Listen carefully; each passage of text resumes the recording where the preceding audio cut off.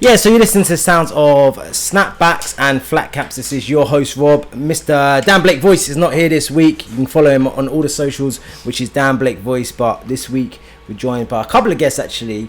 So we got two guests in the building.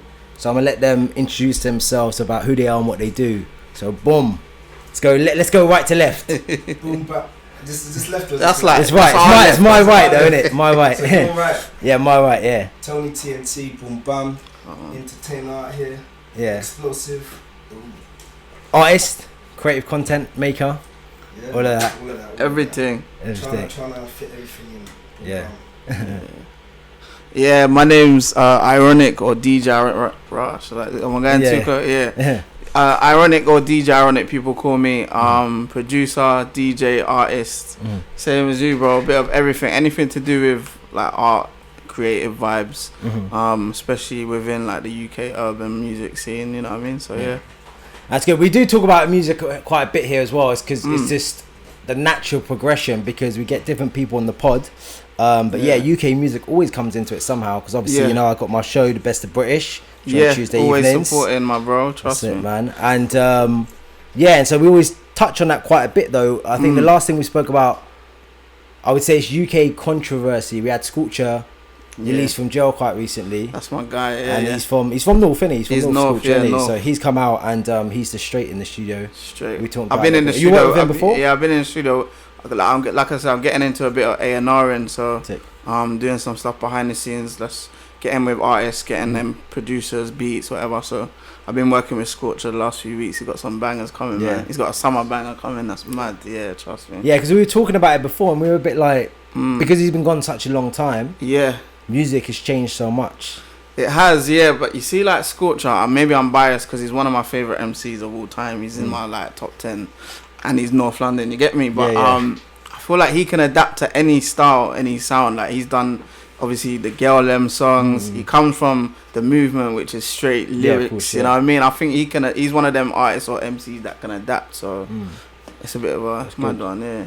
It's good. It's an exciting time, man. I think what's important is a lot's happened, and I know that you've been doing it for like for ages, isn't it? Yeah. So man. You've kind of seen the whole signs, you've seen the whole kind of emerging of different genres, you've seen people go to superstardom, like every part of everything. It. Yeah, every part of it I've seen. I've studied it from. I can blame my mum really. Like she got me into it from jungle, and then going into garage music, listening to Heartless Crew and Pay As You Go, and then going into grime, and then going into like my era, the pop commercial era, then to now Stormzy's era. Like studied it proper man. So yeah, it's crazy. I love it though. Like I love it. Storms as well. Like that's another thing. Like you've seen the Tiny Tempers, and then you've seen the Stormzys. Yeah. There's all different worlds. Like you said, I've seen it come. I've seen artists get signed. I've seen them go. Seen the evolution, bro. And like even like you said, Stormzy, seeing him on the Glasgow stage the other day was mad, bro. Like mad proud watching it. You know them ones. Like it's a pinnacle moment. I remember watching it, just being transfixed by it, just about what it represents. It's like literally, you know, when I've got a feeling it's one of those situations where you can, like, years to come, people are gonna ask you where you were or if you went, when you was what watching, it was like. Yeah, it's crazy, man. It's mad, it makes you think. A main stage as well. Yeah. You look back to like you said, like the jungle era. From that to now. Eskimo dance from grime MCs spitting and Eskimo dance or sidewinder, fighting over the mics to like main stage, and Stormzy was performing some gritty tune. Like he was performing proper. Like he done the commercial, but he was performing real grime on that stage. He came out to Know Me from. Like it was real king business. You watched it though, yeah? Yeah, you need to watch it, bro. It's sick. Watch it on the playback and stuff. I'm telling you, man. It's he's a real bad man. You need to ask Carlos, innit? You know them ones. Ask Carlos, man. Hey, bro, Carlos. That's mad that he even performed that, because I know most of that crowd didn't know what was going on with that. Even with the clip, because he played the Gets clip in it before he performed that tune. They're gonna look back now on YouTube on and grime. say, okay, what's he talking about? And then they're gonna look back years down. Yeah. That's what's amazing about it. Like, if people don't know much about grime, and that's what I was even saying to my friend that other day when we was watching it. Like, bare people might not even know Stormzy, or they probably know Stormzy but might not even know them tunes, but watching him on that stage will make you get into Stormzy or grime music, you know what I mean? And even the Dave and that Alex kid or whatever. Oh, like, Alex from Glasgow. That's another controversial Alex thing. From Glasgow. Alex from Glasgow. He's gonna get a record deal, isn't it? Yeah, he's got a Boohoo deal. That's so mad, bro. But I can't even, like, internet is undefeated, isn't it? It's undefeated. It's fully undefeated. Of the viral, and that's how you can get it. But it's mad. I don't think it's. I mean, it's cool. It's an experience for, like, if I'm 15, I do that, I'll be like, oh yeah, it's great and all the rest of it. But you really gonna be bothered? I mean, everyone's forgot 30 coming fast, isn't it? Yeah, that's the thing. Like, it comes and goes, bro. He made his money. He made it. Did he make enough to be able to just? Because he might get taken in and then forgotten about and thrown out. You know them ones. Than the guy that made the video. True. Yeah. True. Yeah. He released a music video there as well. You know that, innit? Yeah. Yeah, that's what I'm saying. No, but it's just. It's crazy. You know what is about Stormzy as well is that. It's his brand as a person. 100%. Like, people really buy into him. Humble. I mean, I do. I mean, he's just like, he's entertaining, but he doesn't play the fool. Do you know what I mean? 100%. Yeah. He doesn't take it, but at the same time, he's still humble. He stands his ground, and he just he goes for what he represents, and I respect it highly. Them ones. Yeah. I think now, in the social media era, in the interviews that are on YouTube, you can kind of delve deeper into the artists. Yeah. So a lot of people are kind of connected to him more than because of the online presence and stuff. Yeah, that's true. Yeah, that's important, man. And he's not like in your face online. Like, he's not always like putting out things, but when he does, it means something, or he's saying something that man listen to. You know, and he ghosts as well. He comes off the socials and stuff, and that stuff's important, man. Very. We were speaking about it on a pod a few weeks ago about digital detoxes and stuff, because. Yeah.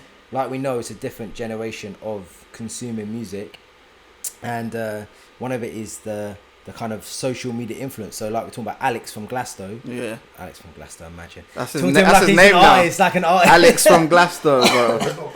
Bro, he's verified on the gram now. Yeah, and on Twitter.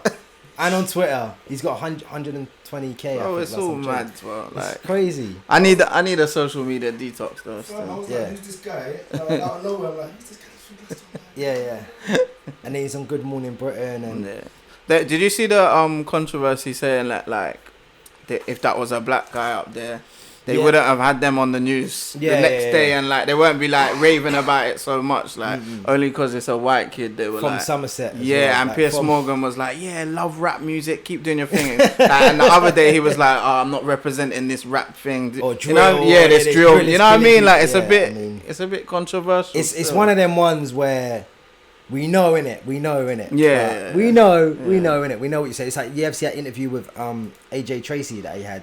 I saw that on the news. Oh, bro. Yeah. The woman was asking him about gangs. And he's like, it's just me and my friends and we're shooting a video. We're not a gang. We're just, Yeah. Oh, you could tell he was screwing, bro. Yeah. Well, they just say some silly things, man. Yeah, then tagging us. Have you ever had one of them interviews where they try and like, I haven't, you know. Because you're a different sort of artist, though, innit, really? Yeah, I don't think they've ever put me in that box. I remember when I had one of my biggest records, Stay With Me, they were putting that in the papers as, like, the anthem for Broken Britain. And because at that time, there was a lot of knife crime, but there was a lot of people saying that song was, like, I don't know, bringing a bit more peace. Yeah, something different. I weren't really... positivity. Yeah, so I've always kind of had a bit of positive energy around my name, but... when I went through my incident, when I got stabbed outside my house, that kind of brought a bit of stigma, and then a few journalists asked a few different kind of questions. Yeah, they were trying to dig, and like, but I had nothing to do with it, so I didn't know not much. That's the situation. And you know what's crazy is that obviously now that's a huge issue about knife crime, but ironically, you're you're not an artist, like you're not to say drill artists are like. From the road and all about this life and all. But I don't bring that. You're not. That's not what you're about. Nah, So that's probably the biggest shock. Yeah. I just keep it 100% myself, man. That's all I've been able to do. Like, even when people ask me like, how come you make like bare girl songs? Like that was what I was about, innit? I was gallus. I was on the girls. You know, so I wanted to make songs for girls, and I've just always been myself, bro. So yeah, at that time it was a bit confusing, but yeah, man. And you know what's interesting is that you were going through a stage where like, you know what? Basically, it's like this, right? You know, there's like business relationships, family relationships, all of this now. Now, when you're in the music industry, there are authentic relationships, or are none of them authentic? Are they just all like are they for the gram before this was even for the gram? Because there's some which you're not kind of sure, because now everyone's my guy. I was just gonna say that everyone will see each other at a party and then post a picture, my guy, and then not see each other for 2 years and then see each other again, my bro. You know the ones. But they're not posting like that when people are like not having a buzz, or they're not popping. That's like that, not that Khaled thing. You know that guy. You know what? I'm not gonna bait anyone up, but you know that guy. You know there's that guy in it, and he bare like, my guy, for photos of everyone. Who's that? What, American? No, he's an UK guy, right? I'm not gonna put him on. I'm not gonna put him on smoke. But there's a guy who he does a lot of that, and I just one day I want the guy who's in the photo, the other guy, to turn around and be like, "What are you talking about, bro? I just seen you outside Greg's. Like, what are you on about?" Like, I can imagine Giggs saying something like that. Like commenting on it. No, bro, you're not my guy, bro. Like, Giggs keeps it 100. Yeah, man. Well, how do you separate? Because I mean, you've like for you as well. I think you've seen when everyone's around you, when you're on top in it, when you're at the bottom. Yeah, I feel like I've had 3 different moments. So like when I first came out, it was mad love. Like he's the biggest, whatever. Like popping mad, signed big deals, and then that's like the peak I've had. And then probably like 2012, I guess, after my incident, like things started going downhill because I stopped working for a bit and moved out of London for about a year, didn't contact no one, and then your name goes quiet, and then when I go back out, step out, it's like, raw, where is everyone? Like, you know who they did that to? It's Chip. Yeah, Chip cut, so he's kind of felt exactly the same, and then now probably I'll say the last 4 years I've been back and active again and putting out records, and now I just get like love, but in a different way. It's more like OG, like we respect you, like it's that kind of love, which I rate as well. But yes, I've seen the start, the mad love, then the middle, when I ain't really had nothing, and then again now it's back to showing a lot of love and appreciation. So mad experience, man. Yeah, it's mad for the brain. Yeah. What? I don't know where that's coming from. It's a little bit wide. Yes, it's mad mentally, like going through that. Because especially the middle one, because you're like, raw, where's everyone gone? Like, I thought it was love. Like, I remember going to one party, I think it was like a mobile nomination party, and like maybe it was where I was at mentally, but I just felt like no one was rating me, bro. And this was after I've had bare top 10s and everything, so it's like mentally I was just thinking, this is nuts. Like, was it all fake then? Like, you know them ones, like the whole thing. Of course you're gonna think like that, because if it just becomes the norm, and now, hold on a second, people aren't giving me the time of day. For me now, and I think it's even worse now, because now artists come at such a quick pace, and there's new every day, and they're like, oh, this guy's hot. But that's why, like I say, like when I met Stormzy for the first time, or Dave, they actually show appreciation. Like, them man say, yo, I grew up on you, bro, I gotta tell you first. Like, and they show real love. So I kind of respect the new school that I've been coming out still, because it's just more of a respect level now, and I like it, man. And I do think a part of it was my own fault. Mentally, I probably weren't in the right space then. Even when I say I went into the mobile party, I probably went in with the wrong energy anyway, because I just got stabbed. I didn't trust anyone. I just come from moving out of London. You know what I mean? So mentally, I probably weren't in the right space anyway. Sorry, go on. It's a lot mentally to do this. Yeah. You know? Trust me, bro. Like, look, Chip, like you said, Chip's been through his moments. I've seen him go on Twitter, and he's, you know what I mean, ranting, and he's had his moments where I know he was like talking like, you know what I mean, depression talk and that, and Stormzy, and you know what I mean. I think we all go through it. It's hard, bro. I reckon like that's why it's important that men in general talk. 100. Talk about the issues. Have more unity. There's an event in particular called the Man Talk. I don't know if you heard about it. Terrell Lewis and others, and they get up and talk, and it's just men like just 200 something men just talking about the issues and letting it out, talking about career, finances, mental health, and then like people are getting up from the crowd, and then they're opening up. That's sick. Empowering. Where's that? Oh, I don't know. There was one a few months back, but I think they're going to do another one, and they have panelists. I think they had Chucky online from Halfcast on there. Sick, They had Terrell Lewis, like you mentioned. That's sick. Councillors and stuff. Yeah, that's sick, man. That's needed. That's definitely needed, man. I think it's even more important in the industry that we're in as well, because there's so much like machismo and so much flashy stuff, and then there's so much like hyper masculinity in a way. Definitely. Like it's this very, especially if you're a young kid and you haven't really got guidance and you're getting guidance from the wrong place. It's a difficult place to be in, right? It is. Luckily, like my mum, she's been a big help to me. She was my manager at the start, and when I moved out, she was on the phone to me like almost every day, just like making sure I was on the right path, making sure I was alright mentally, and just my friend, like my group of friends, like you said, like it's important to talk to your friends or your guys, your man them.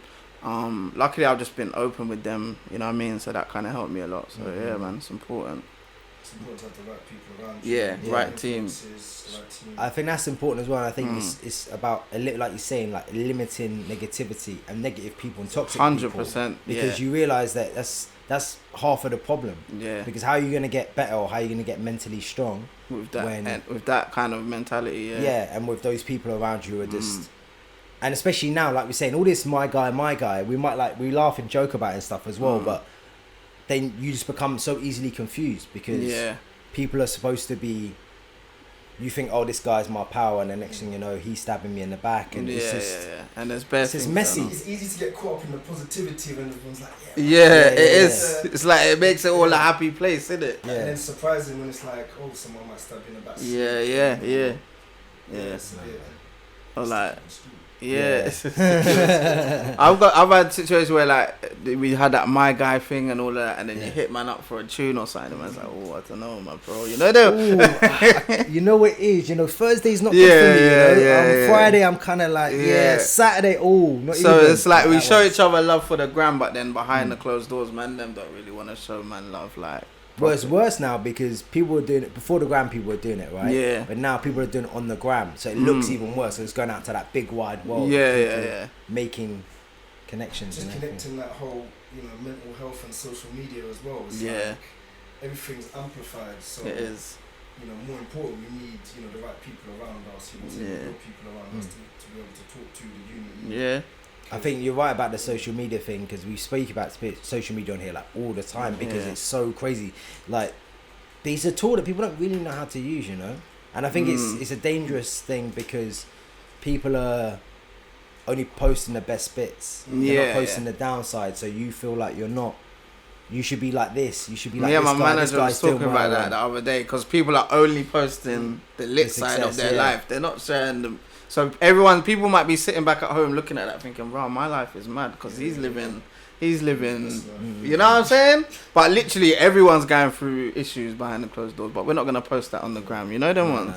I think I will say something though, some people are now posting more vulnerability stuff. Opening up a bit. Just gently and stuff, because I think that's important to do, because when you start doing that, people are like, oh, okay, cool, like I'm not the only person who feels like this. Right. Other people feel like, and that's where things like the man talk you mentioned earlier. I want to try and do that a bit more as well. To be fair, like as I'm getting older, I feel like man's just an open book now. Them ones. I just want to let everything out. Like even talking now, like I love this. Just having a conversation and just I'm open to talk about whatever or just mention anything that I've gone through. Them ones, so other people can learn from it, or you know what I mean. Everyone's got their own journeys, and it's like a lot of people's journeys are similar. Yeah, exactly. In terms of certain things that they might have gone through, ups, downs. Yeah. Especially in this field.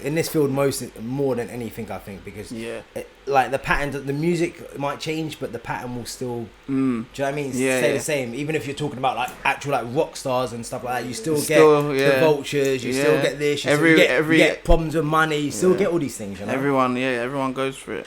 I was saying to my friend the other day, I was saying that I'm glad that I grew up with half and half. So like half my life I had social media and half my life I didn't. Them ones. Perfect era. Like, the youngsters, they only know social media, so the clout level that they're trying to get to is mad. Clout word is crazy. About that clout word, man. So I feel bad for them in a way, because they don't know, the previous era. So it's like, the social pressures that they have, even more. It's actually peak. It's actually mad, bro. Like we can turn off our phones and actually live a normal life. Like we're calm without it. You know what I mean? But the youngsters, like they only know Instagram and Snapchat. Like it's mad. Like, do they even know how to conversate? I don't know, bro. I think this is part of the problem. I think this is a part of the problem why a lot of people are getting into so many conflicts, because you don't know how to communicate with people. For real. So you're just, because you're so used to talking to people through that. Yeah. Like, human interaction is hard. Yeah, it's awkward. You know, and I think that's, I think, like I said, like, the event is, like, sick for doing that, because I don't know, man. Like you're saying, I'm part of you, like, as well. I've not had social media. I've had social media, so I've always been able to talk to people normally and whatever. But I think now people, and on top of that, people's insecurities are in there. Because you're talking about, like we're saying, about people living their best life on the gram, and you feel kind of way about yourself. So when you go out into the street, you don't really want to talk to people. It's like crazy. Man, them probably don't even move to girls no more. I don't know. Crazy. Just in DMs, man. Just DMs or Tinder. Like, it's mad. Instead of meeting a girl on the street or in a club, they want Tinder. Just swipe. People don't. You know what? To be fair, I don't think people know how to meet girls like on road. Like when I was like young, it used to be like, yo, like look at her, boom, let's go chat to her, that kind of thing. Now it's just like, man's just looking for love, you know. For love, or you just pre-gram. You see her in person and then go pre-gram. That's crazy. We're getting into that era now. Everything's just on the phone. Everyone's just in this. You know, don't know anything could be going on one side, could be blowing up. We're just all on this. Can you imagine if the government was like, you know what, I'm gonna lock off the internet on a Sunday, so everyone has to. Man. You know, imagine if well, you know, it's when Instagram and what went down? Mad. WhatsApp and Instagram went down the other day. Right? It was mad. Everyone was like, "Oh my god!" Everyone went over to over to Twitter. To check if that's and they're like, "Oh, I see one tweet and one guy goes, oh." Since the gram's been down, I went downstairs and talked to my family. They're actually safe, you know. They're actually kind of alright still. Like that is nuts. That is bad. Well, like it's like what I said before. I don't have my phone in my bedroom, for example. I always leave my phone in the kitchen. For real? I never have it like before I go to bed, and I don't have it when I wake up either. Well, how do you set your alarm though? I got an alarm clock. That's mad. An alarm clock. An alarm clock is mad. What's that? like bro, the youngsters don't know what an alarm clock is. It's literally like a little grey thing with the time. You set what time you're going to go up. Boom, that's it. That is mental, bro. I rate that though, Yeah, put that in. So I leave that in the kitchen. I leave the alarm clock in my bedroom. I don't have any screens in my bedroom at all. And then I have... No TV, nothing? No. I just work out the living room and then... My phone's in the kitchen, and sometimes like when I go to the gym, I don't even take my phone. I might like even try that, you know. First generation iPhone I got, so I got like Mixcloud on there, all the listening stuff. I bring that to me with the gym. I rate that still. If there's like a legit emergency, you can't get hold of me, and you can't get hold of my missus or my mum or anything like that. Ain't an emergency, G. Do you know what I'm saying? Like it's really not, bro. But you're just gonna have to wait. And you know what it is when you're asleep. You know when you're like asleep for like 8 hours or whatever. And if there is an emergency and your phone's not in your room, they've waited 8 hours anyway. So like another hour. And my phone's more time on silent anyway, so I wouldn't hear it while I'm sleeping. Yeah, so. I think it's important to start your day good and end it good. Yeah. So you shouldn't be looking at your phone at like bright lights. Yeah. Stuff like that. I got dimmers in my flat, bruv. Dimmers. You know, in it. Like he's come round before, right? And I'm like, oh yeah, I'm gonna go to bed soon. And man's like dimming the lights, setting the tone, setting the alarm clock. You know, like I still gotta go home. I'm gonna fall asleep. Do you know what I mean? Just but set the mood. Putting the eco thing on the telly so it dims and all that. Is that what you did? Yeah. Fam, your house inside is lit, fam. Man's got alarm clocks, dimmers, yo. Just relaxing, bruv. Relaxing. I'm gonna try that still. I've started off like I'll check my emails in the morning because that's important, and then that's it. I won't go on socials until at least like 11, 12. Yeah. Try big tasks out the way first, yeah. You know what I mean? Just work, focus, and then if nothing else, then I won't check socials. What about training? You exercise, your gym? I try and because it's hard, bro. I'm always on the road. I'm always doing shows, so it's hard to like eat good meals when I'm on the road, like because there's nothing at service stations really that's good. Dead food, so boss man sandwiches. And it's party life, it's all mad. So we always I try like during the week I try jog every morning. And not just for health, just for mental mental health, just even ideas, like I think of things while I'm jogging, or you know what I mean, just quick half an hour. I try to do that every day.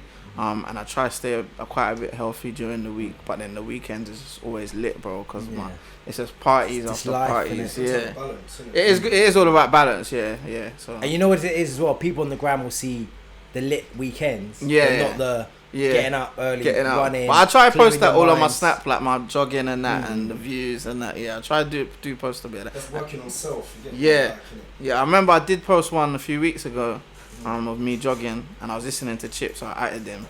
And then he even reposted and was like, "Raw, jogging, I need to get on that as well." So you know what I'm saying, motivation. Inspiring yeah, people. It's good, man. I'm trying.